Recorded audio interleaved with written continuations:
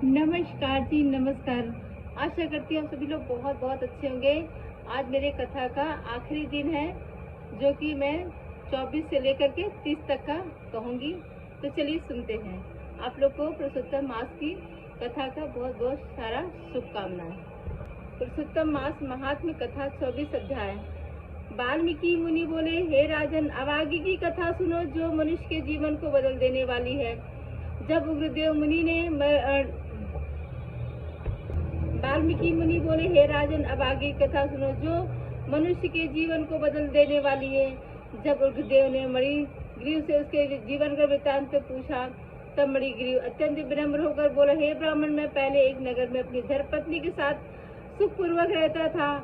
मैं धनवान था, अच्छे आचरण वाला था तथा परोपकारी भी था। किंतु एक समय मेरी बुद्धि भ्रष्ट हो गई। मैंने धर्म का त्याग कर दिया, पराई स्त्री का संग किया, अपवित्र वस्तुओं का सेवन किया और चोरी तथा हिंसा में लिप्त हो गया। इसी कारण मेरे बंधु बांधवों ने मेरा त्याग कर दिया। राजा ने मेरा धन भी छीन लिया।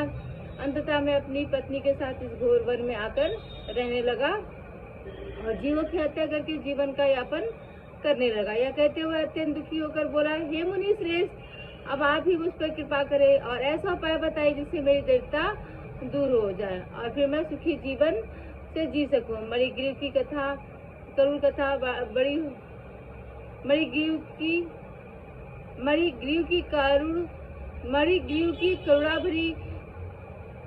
की करुणा भरी वाणी सुनकर उग्रदेव मुनि प्रसन्न हुए और बोले, हे वत्स, तुमने मेरी सच्चे मन से सेवा की है, इसलिए मैं तुम्हें एक ऐसा सरल उपाय बताता हूँ जिसके बिना बड़े तीर्थ या दान के ही तुम्हारा कल्याण हो जाएगा। उन्होंने आगे कहा, कुछ समय बाद पवित्र पुरुषोत्तम मास आने वाला है। उस मास में तुम अपनी पत्नी के साथ नियम पूर्वक भगवान पुरुषोत्तम की प्रसन्नता के लिए दीपदान करना।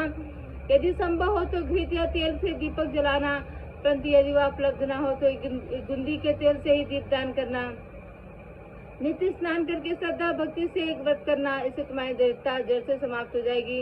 मुनि ने आगे दीपदान का महात्म्य बताते हुए कहते, हे मणिग्रीव, पुरुषोत्तम मास में किया गया दीपदान इतना महान है कि बड़े बड़े यज्ञ, दान, तीर्थ और व्रत भी उसके बराबर नहीं हो सकते। यह व्रत धन, दान, संतान, यश और सुख देने वाला है। जो जिस फल की इच्छा करता है उसे अवश्य प्राप्त करता है, चाहे वह धन हो, विद्या हो, उत्तम जीवन साथी हो या मोक्ष ही क्यों ना हो। यह सुनकर मणिग्रीव और उसकी पत्नी हृदय में आशा जाग उठी।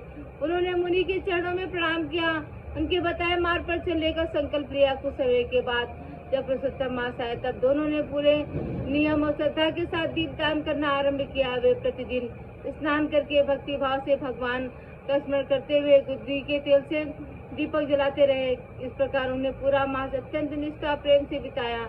उनकी सच्ची भक्ति और व्रत के प्रभाव से उनके पाप नष्ट हो गए।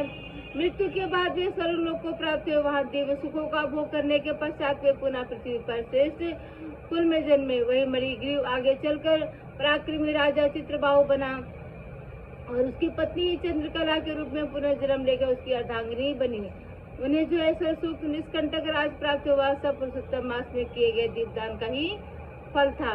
वाल्मीकि मुनि ने अंत में कहा, हे राजन, पुरुषोत्तम मास में किया गया दीपदान मनुष्य के जीवन को अंधकार से प्रकाश की ओर ले जाता है। जो इसे श्रद्धा नियम से करता है उसके लिए कोई वस्तु दुर्लभ नहीं है। तो ये था 24वां अध्याय। अब मैं 25वां अध्याय कहने जा रही हूँ, तो सुनिए। राजा धनवा ने विनम्र होकर पूछा, हे मुनिवर, व्रत तो हमने सुना, पर उसका समापन किस प्रकार करना चाहिए। वाल्मीकि मुनि बोले, हे राजन, अब मैं पुरुषोत्तम मास के व्रत के समापन अर्थात उद्यापन के पवित्र विधि कथा के रूप में सुनाता हूँ, जिससे व्रत की पूर्ण फल प्राप्ति हो। मुनि बोले, हे राजन, जब पुरुषोत्तम मास पूर्ण होने को आए तब कृष्ण पक्ष की 80वीं, 9वीं या चतुर्दशी तिथि में श्रद्धा नियम पूर्वक उद्यापन करना चाहिए। उन्होंने आगे कहा, प्रातः काल उठकर स्नान और नित्य कर्म करके मन को एकाग्र कर भगवान श्री कृष्ण का स्मरण करना चाहिए। फिर अपनी शक्ति के अनुसार ब्राह्मणों को आमंत्रित करना चाहिए। यदि संभव हो तो 30, अन्यथा 7 या 5 ब्राह्मण भी पर्याप्त है। मुनि ने विस्तार से समझाते हुए कहा, मध्याह्न में एक पवित्र मंडल बनाकर उसके ऊपर 4 कलश स्थापित करें। उन कलशों में भगवान के 4 रूपों वासुदेव, बलराम, प्रद्युम्न, अनिरुद्ध का आवाहन करें। बीच में राधिका से पुरुषोत्तम भगवान को स्थापित कर विधि पूर्वक पूजा करें। फिर उन्होंने कहा, वैष्णव आचार्य को सम्मान पूर्वक बैठाकर वस्त्र और आभूषण अर्पित करें। ब्राह्मणों से जप कराएं और 4 दिशाओं में दीपक जलाएं। इसके बाद श्रद्धा से भगवान को अर्पित करें। उनके दिव्य स्वरूप का ध्यान करें। श्याम वर्ण पीताम्बरधारी, हाथ में बंसी धारण के राधा रानी के साथ विराजमान राजा यह सब सुनकर अत्यंत भाव विभोर हो गया। वाल्मीकि मुनि ने आगे कहा, पूजन के बाद ब्राह्मणों को भोजन कराना अत्यंत आवश्यक है। उन्हें प्रेम पूर्वक विधि व्यंजन, फल, मिठाई आदि अर्पित करें। मधुर वाणी से उनका सत्कार करें। इसके पश्चात दक्षिणा, वस्त्र, गोदान और तांबूल देकर उन्हें प्रसन्न करें। उन्होंने विशेष रूप से कहा, यदि संभव हो तो श्रीमद् भागवत का दान अवश्य करें, क्योंकि यह साक्षात भगवान का स्वरूप माना गया है। इसका दान करने से अनगिनत पुण्य प्राप्त होते हैं। मनुष्य गोलोक धाम को प्राप्त करता है। फिर बोले, पूजा के अंत में भगवान से विनम्रता से क्षमा मांगनी चाहिए। हे प्रभु, यदि मेरी पूजा में कोई त्रुटि रह गई हो, उसे कृपा कर उसे पूर्ण करे। भगवान अच्युत की कृपा से सभी कभी पूर्ण हो जाती है। उसके बाद ब्राह्मणों को विदा करके अपने परिवार के साथ प्रसाद अवश्य ग्रहण करना चाहिए। रात्रि में जागरण कर पुनः भगवान का स्मरण और पूजन करना चाहिए। अंत में वाल्मीकि मुनि ने कहा, हे राजन, जो स्त्री या पुरुष प्रकार श्रद्धा विधि के साथ पुरुषोत्तम मास का उद्यापन करता है, वह जीवन भर सुख, समृद्धि और सौभाग्य प्राप्त करता है। उसके सभी पाप नष्ट हो जाते हैं। अंत में वह अपने पूर्वजों से भगवान के परम धाम गोलोक को प्राप्त होता है। यह सुनकर राजा दशरथी अत्यंत प्रसन्न हुए। उनसे निश्चय किया, इस विधि से पुरुषोत्तम भगवान का व्रत और उद्यापन अवश्य करेगा। इस प्रकार दोस्तों 25वां अध्याय समाप्त हुआ। अब मैं आप लोगों को पुरुषोत्तम मास महात्म्य कथा अध्याय 26 का मैं कथा स्वरूप बोलने जा रही हूँ। तो सुनिए। वाल्मीकि मुनि बोले, हे राजन, अब मैं तुम्हें पुरुषोत्तम मास के व्रत के अंत में किए जाने वाले नियम त्याग की पवित्र विधि कथा के रूप में सुनाता हूँ। राजा दशरथी अत्यंत श्रद्धा से सुनने लगे। मुनि बोले, हे राजन, जब पुरुषोत्तम मास का व्रत पूर्ण हो जाए, तब जो नियम व्रती ने पूरे माह धारण किया, उसका विधि पूर्वक त्याग करना चाहिए। यह त्याग ही उतना ही महत्वपूर्ण है जितना व्रत का पालन उन्होंने समझा। जो मनुष्य व्रत करता है, उसे अंत में ब्राह्मणों को भोजन कराकर स्वर्ण दान करना चाहिए। जो अमावस्या के दिन भोजन का नियम रखता है, उसे गौदान देना चाहिए। और जो आंवले के जल से स्नान करता है, वह दूध दही का दान करें। राजा ने जिज्ञासा से पूछा, हे मुनिवर, यदि कोई विशेष वस्तुओं का त्याग करे तो? वाल्मीकि जी बोले, हे राजन, जिसने फलों का नियम किया हो वह फलों का दान करे। जिसने तेल त्यागा हो वह घृत का दान करे। जिसने घृत छोड़ा हो वह दूध का दान करे। जो भूमि पर सोता हो वह गद्दे और सैया का दान करे। जो पत्तल में भोजन करता रहा हो वह ब्राह्मणों को भोजन कराकर घी शक्कर का दान करे। फिर उन्होंने कहा, मौन व्रत करने वाला सुवर्ण, तिल और घंटा का दान करे। जिसने जूते का त्याग किया हो वह जूते का दान करे। जिसने नमक छोड़ा हो वह विभिन्न रसों का दान करे। जिसने दीप का त्याग किया हो वह दीप दान करे। ये राजा सब सुनकर आश्चर्यचकित थे कि व्रत का हर नियम किसी न किसी दान से जुड़ा है। वाल्मीकि मुनि ने कहा, हे राजन, जो इस पुरुषोत्तम मास में भक्ति और नियम से व्रत करता है वह वैकुंठ धाम को पाता है। यदि कोई पूर्ण विधि से दान करने में समर्थ न हो तो भी श्रद्धा से किया गया छोटा सा दान व्रत को पूर्ण कर देता है। उन्होंने आगे गुड़ रस बताया। इस मास में एक समय भोजन करना अत्यंत पवित्र माना गया। जो व्यक्ति नियम पूर्वक भोजन करता है उसे बड़े बड़े पाप नष्ट हो जाते हैं। जो एकादशी का व्रत करता है वह अंत में भगवान के धाम को प्राप्त करता है। फिर मुनि ने कुशा की महिमा बताते हुए कहा, कुशा अत्यंत पवित्र है। उनके मूल में ब्रह्मा, मध्य में भगवान विष्णु, अग्रभाग में भगवान शिव का निवास माना गया है। इसलिए बिना कुशा के कोई धार्मिक क्रिया पूर्ण नहीं मानी जाती। अंत में उन्होंने गंभीर स्वर में कहा, हे राजन, व्रत के अंत में ब्राह्मणों को दक्षिणा देना अत्यंत आवश्यक है। यदि कोई दक्षिणा नहीं देता और नियमों का पालन नहीं करता तो उसका व्रत अधूरा रह जाता है, वह पाप का भागी बनता है। इसलिए हे राजन, जो मनुष्य श्रद्धा भक्ति नियम से पुरुषोत्तम मास का व्रत करता है, अंत में विधि पूर्वक सुख का त्याग करता है, वह संसार में सुख समृद्धि प्राप्त कर अंत में भगवान के परम धाम को जाता है। ये सुनकर राजा दशरथी का हृदय श्रद्धा से भर गया।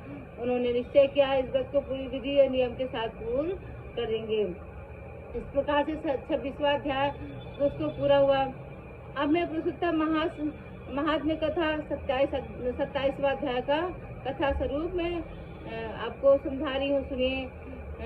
श्री नारायण बोले, हे नारद, जब महर्षि वाल्मीकि ने पुरुषोत्तम मास का समस्त महात्म्य सुनाया तब राजा दशरथी ने अत्यंत श्रद्धा से उन्हें प्रणाम किया। उनका विधि पूर्वक पूजन किया। मुनि ने प्रसन्न होकर आशीर्वाद दिया, तुम्हारा कल्याण हो। और सरयू नदी की ओर प्रस्थान कर गए। राजा भी उन्हें विदा करके अपने महल को लौटा, परंतु उसका मन अब संसार से विरक्त हो चुका था। उसने अपनी पत्नी गुरुसुंदरी से कहा, हे प्रिय, यह संसार राग द्वेष लोभ मोह से भरा हुआ है, यह शरीर भी नश्वर है और अशुद्ध है, इससे क्या लाभ है। अब मैं इस आसार संसार को त्याग कर भगवान पुरुषोत्तम का स्मरण करते हुए वन को जाना चाहता हूँ। पति के वचन सुनकर पतिव्रता गुरुसुंदरी ने हाथ जोड़कर कहा, हे नाथ, जहाँ आप होंगे वहीं मेरा स्थान है, मैं भी आपके साथ बन जाऊंगी। राजा उनकी भक्ति से प्रसन्न हुए, अपने पुत्र को राज्य सौंप कर पत्नी सहित वन को चला गया। दोनों हिमालय के समीप गंगा तट पर रहने लगा और पुरुषोत्तम मास आने पर कठोर तप करने लगा। राजा निराहार रहकर एक पैर के अंगूठे पर खड़े होकर आकाश की ओर दृष्टि लगाए भगवान श्री कृष्ण का जप करने लगे। रानी भी उनके सदैव तत्पर भक्ति में लीन रहने लगी। जब पुरुषोत्तम मास हुआ तब वहाँ एक दिव्य विमान प्रकट हुआ। उसमें देवदूतों ने राजा रानी को बैठने के लिए आमंत्रित किया। जैसे उसमें बैठे उनका दिव्य शरीर हो गया। वे दोनों सीधे गोलोक धाम को प्राप्त हुए, जहाँ वे भगवान के समीप आनंद पूर्वक रहने लगे। श्री नारायण बोले, हे नारद, पुरुषोत्तम मास की महिमा का वर्णन करना अत्यंत कठिन है।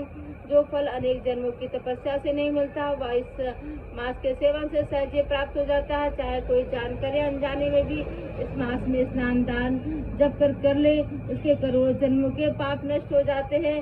फिर श्री नारायण ने एक अद्भुत उदाहरण दिया। एक दूसरे वानर ने अनजाने पुरुषोत्तम मास के दौरान 3 दिन केवल स्नान कर लिया। उसी के प्रभाव से उसके समस्त पाप नष्ट हो गए। वह दिव्य शरीर धारण कर गोलोक को चला गया। यह सुनकर नारद मुनि अत्यंत आश्चर्यचकित हुए, बोले, हे प्रभु, यह वानर कौन था? उन्होंने ऐसा पुण्य कौन से किया?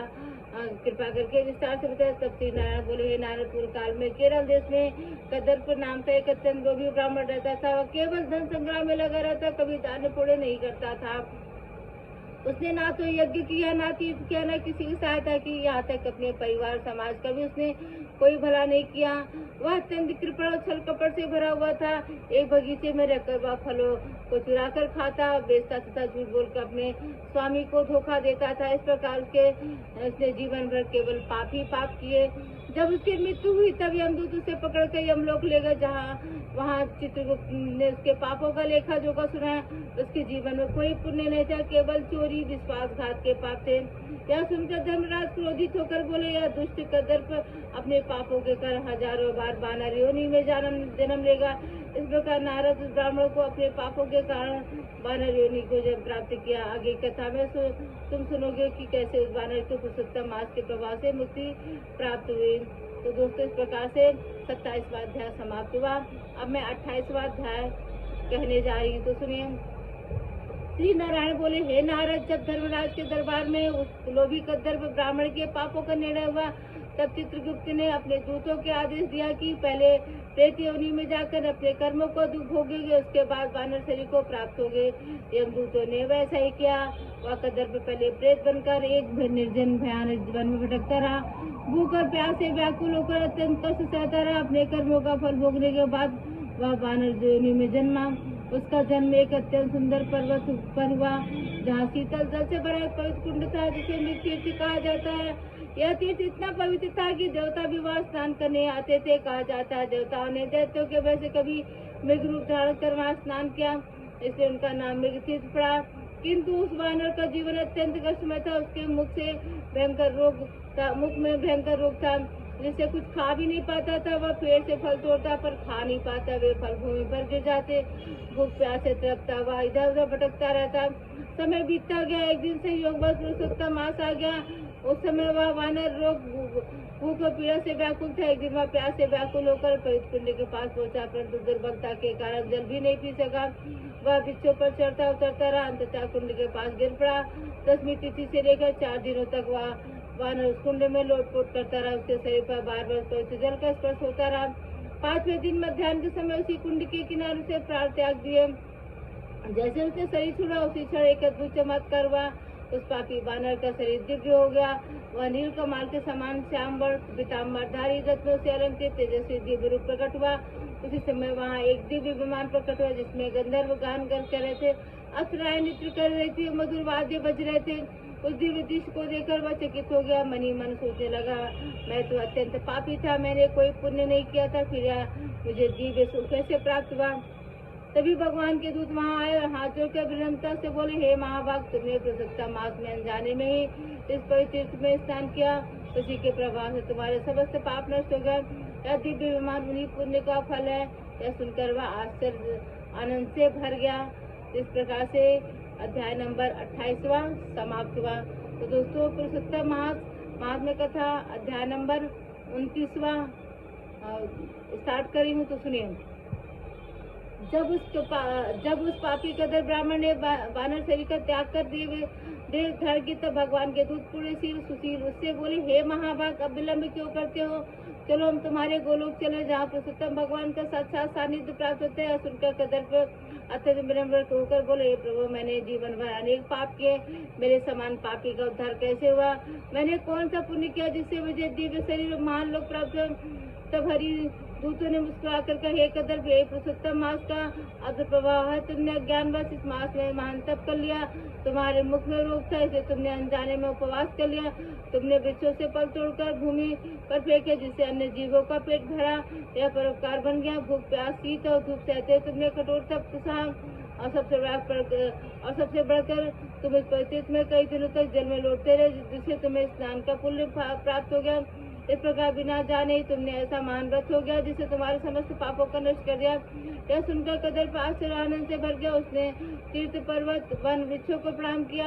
विनम्रता पूर्वक दिव्य विमान में बैठ गया। देवता ने पुष्प वृष्टि की, गंधर्वों ने गीत गाया, अप्सराएं करने लगी। इस प्रकार वह परम आनंद में गोलोक को प्राप्त हुआ, जहाँ न दुख है न जन्म मरण का भय।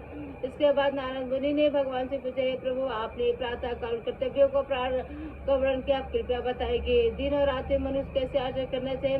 तो श्री नारायण ने गृहस्थ आश्रम को उपदेश देते हुए कहा, मनुष्य को संध्या तर्पण पंच महायज्ञ करना चाहिए। अतिथि को देवता मानकर उनका सत्कार करना चाहिए।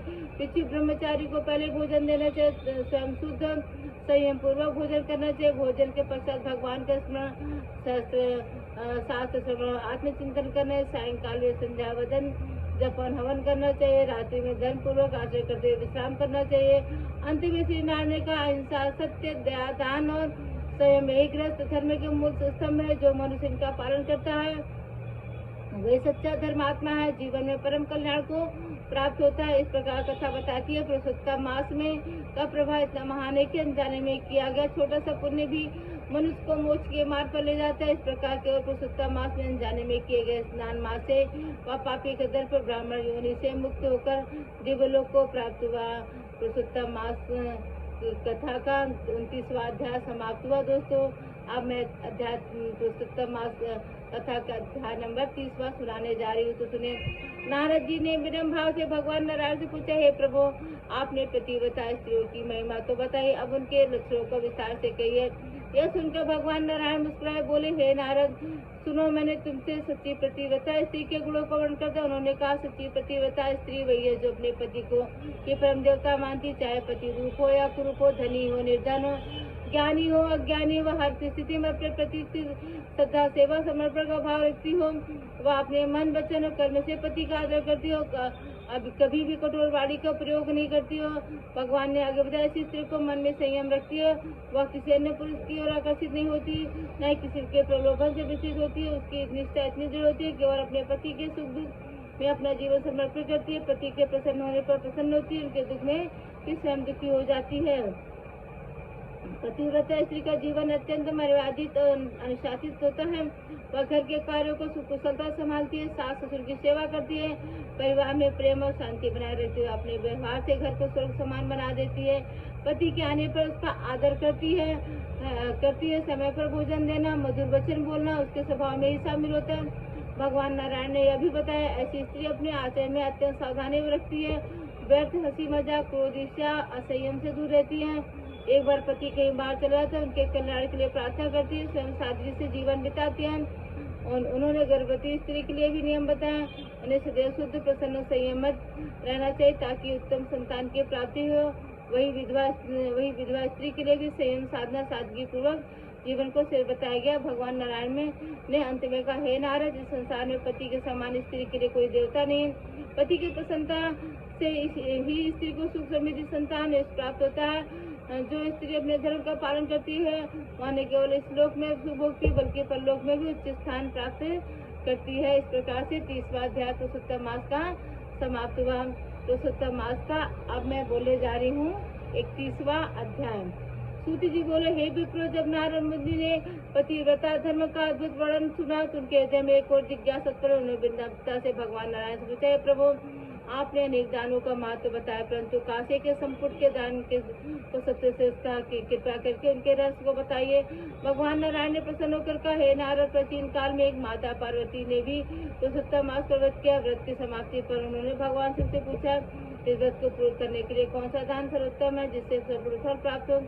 तब भगवान शिव ने गहन ध्यान कर उत्तर दिए, हे पार्वती, पुरुषोत्तम मास इतना महान है कि इसमें सभी अन्य दान गौण हो जाते। इस व्रत की पूर्णता के लिए संपुट दान का विधान है। ब्रह्मांड के समान उनका संपुट का दान अत्यंत दुर्लभ है, इसलिए उनके स्थान पर कांसे के संपुट बनाकर उनमें 33 मालपुए रखकर विधि पूर्वक पूजन योग्य ब्राह्मणों को अर्पित करना चाहिए। यदि समर्थ हो तो 30 संपुटों का दान करना उत्तम माना गया। भगवान शिव के वचनों को सुनकर माता पार्वती अत्यंत प्रसन्न हुई। उन्होंने श्रद्धा पूर्वक वही दान कर अपने व्रत को पूर्ण किया। कथा सुनकर नारद मुनि का हृदय भक्ति से भर उठा। उन्होंने कहा, प्रभु, जब मुझे पूर्ण विश्वास हो गया कि पुरुषोत्तम मास का सभी साधनों में श्रेष्ठ है, केवल इसका श्रवण ही मनुष्य को पापों को नाश कर देता है, तो जो श्रद्धा जिसका पालन करता है उसके पूर्ण का तो वर्णन ही नहीं किया जाता। सूत जी आगे कहते हैं, जो मनुष्य इस भाग्य में जन्म लेकर पुरुषोत्तम मास का पालन नहीं करते तो जीवन भर दुखों के चक्र में फंसे रहते। इसलिए इस मास में सत्य बोलना, दान देना, ब्राह्मणों का सत्कार करना और भगवान का भजन करना अत्यंत। इस मास में विशेष रूप से भगवान श्री कृष्ण का ध्यान पूजन करना चाहिए। श्याम वर्ण पीताम्बरधारी मुरलीधर राधिका से पुरुषोत्तम भगवान का स्मरण करने से मनुष्य के सभी कष्ट दूर हो जाते। सूत जी ने भी यह भी कहा कि इस महात्मा का श्रवण, पठन, लेखन अत्यंत फलदायक। जो इसे लिखकर सजाकर ब्राह्मणों को दान देता है वो अपने कुलों का उद्धार कर दुर्लभ गोलोक धाम को प्राप्त करता है। यहाँ तक ये एक श्लोक का श्रवण भी महान पापों को नष्ट कर देता है। यह दिव्य कथा सुनकर नैमिष नारायण के सभी ऋषि मुनि अत्यंत प्रसन्न हो उठे। उन्होंने सूत जी की महिमा को गुणगान किया और आशीर्वाद दिया कि वे सदा इस प्रकार भगवान की पावन कथाओं का प्रसार करते रहे। इस प्रकार पुरुषोत्तम मास महात्म्य कल्पवृक्ष के समान है। इस प्रकार पुरुषोत्तम मास का यह महात्म्य कल्पवृक्ष के समान है। जो भी श्रद्धा से इसका आश्रय लेता है वह अपने सभी अभिलाषित फल को प्राप्त कर अंततः भगवान के दिव्य धाम को प्राप्त होता है। इस प्रकार से दोस्तों, मैंने पूरी कथा आज समाप्त कर दी है और कोई गलती हो तो आप लोग क्षमा कीजिएगा। और आप लोगों ने अपना बहुत प्यार बनाया, बहुत सारे कमेंट किए, इस तरह से कमेंट शेयर करते रहिएगा। तो धन्यवाद दोस्तों, थैंक्स फॉर वॉचिंग। ऐसे अपना प्यार बनाए रखिएगा। तो मैं चलती हूँ, बाय बाय। और पुरुषोत्तम मास सबको कल्याणकारी हो। जिसने जो भी किया, जितना किया, खुश रहिए। कोई ज़्यादा करता है, कोई कम करता है। मैं भी ज़्यादा नहीं कर पाई, मैं बस कथा सुनाई हूँ, ज़्यादा कुछ नहीं कर पाई हूँ, थोड़ा सा दीपदान की हूँ। तो आप लोग जितना किए हो दोस्तों उतने पे खुश रहिए। ज़्यादा वो सब लोग ज़्यादा नहीं कर पाता है, कुछ लोग ज़्यादा करते हैं, इसलिए हमें उससे कोई रिग्रेट फील नहीं करना। हम अपने भगवान को जितना मानते हैं उतना ही हमारे लिए बेहतर है। तो धन्यवाद दोस्तों, थैंक्स फॉर वॉचिंग। अब अभी जो दूसरा कोई कथा आएगा तो मैं उसको भी पूरा लेकर के आऊँगी। तो चलती हूँ, बाय बाय।